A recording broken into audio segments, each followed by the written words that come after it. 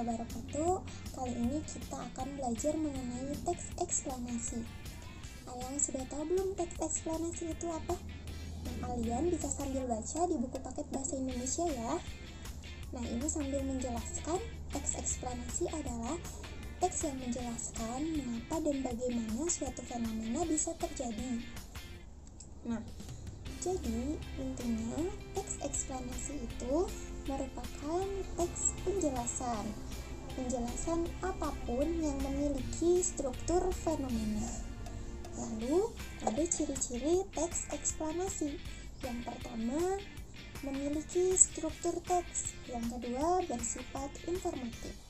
Lalu yang ketiga, berisi informasi fakta. Yang keempat, berisi informasi yang ilmiah. Nah, informatif itu apa? Informatif ialah suatu penjelasan yang berisi informasi untuk pendengar atau pembaca. Lalu kalau ilmiah apa, Bu? Ilmiah itu adalah suatu pernyataan yang bersifat keilmuan didasarkan pada ilmu pengetahuan yang memenuhi syarat atau kaidah ilmu pengetahuan. Lalu ada langkah-langkah meringkas teks eksplanasi. Yang pertama, kalian bisa membaca teks eksplanasi dengan teliti dulu. Lalu yang kedua, temukan gagasan pokok pada setiap paragraf. Gagasan pokok itu topik penting atau ide pokok yang ada dalam suatu paragraf. Topik apa yang sedang dibicarakan.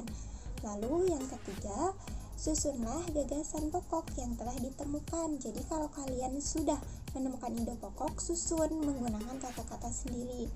Lalu yang terakhir, jika memungkinkan, ringkaslah paragrafnya yang telah kamu susun dengan bahasa sendiri. Nah, itu langkah-langkah meringkas teks eksplanasi atau teks fenomena. Nah, tadi Ibu sedikit menjelaskan ya mengenai gagasan umum. Sekarang Ibu akan jelaskan lagi lebih jelas gagasan umum atau gagasan pokok. Nah, gagasan umum ini disebut dengan gagasan pokok, pikiran utama, pokok pembicaraan atau pokok pikiran. Gagasan umum adalah suatu topik yang mendasari sebuah teks. Gagasan umum juga dapat dikatakan sebagai pernyataan inti dari keseluruhan teks.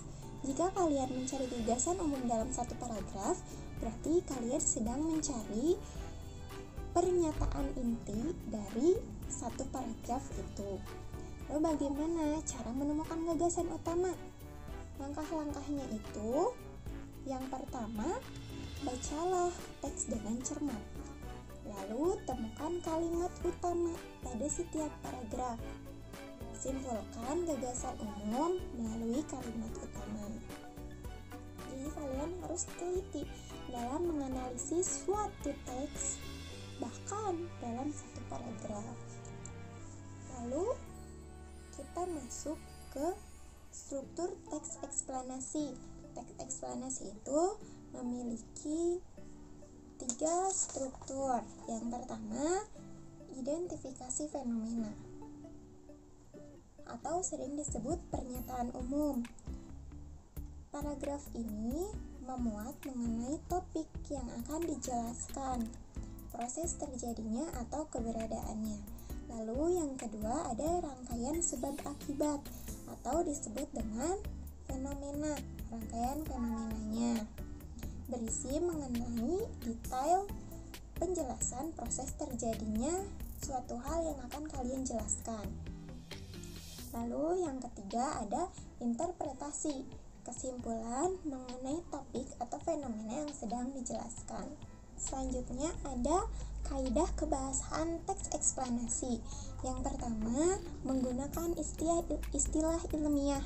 Tadi yang Ibu sebutkan bahwasannya ilmiah itu adalah suatu pernyataan yang memiliki landasan berdasarkan ilmu pengetahuan.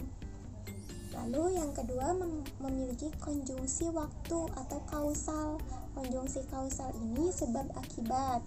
Karena kan dalam suatu fenomena itu pasti ada sebab dan akibatnya. Lalu ada verba atau kata kerja dalam paragraf teks eksplanasi. Jangan lupa dalam menulis teks eksplanasi harus tetap diperhatikan tanda bacanya ya.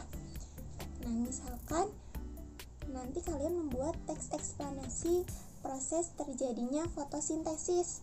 Nah, kalian juga bisa menuliskan paragrafnya dalam bentuk teks eksplanasi karena proses fotosintesis merupakan fenomena mengapa dan bagaimana terjadinya fotosintesis.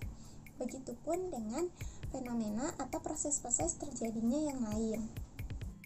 Untuk memahami lebih jelas mengenai teks eksplanasi, kalian bisa membuka buku paket Bahasa Indonesia halaman 122 sampai 123. Kalian bisa pahami sesuai dengan strukturnya ya. Setelah kalian memahami, silakan kerjakan halaman 127 uji kompetensi sampai 130. Kalian bisa kerjakan di buku tulis kalian masing-masing. Jika sudah selesai pekerjaannya, silahkan foto dan gambarnya disimpan di Microsoft Word lalu kirim di laman Edmodo. Selamat mengerjakan, semoga Allah mudahkan kalian. Terima kasih. Wassalamualaikum warahmatullahi wabarakatuh.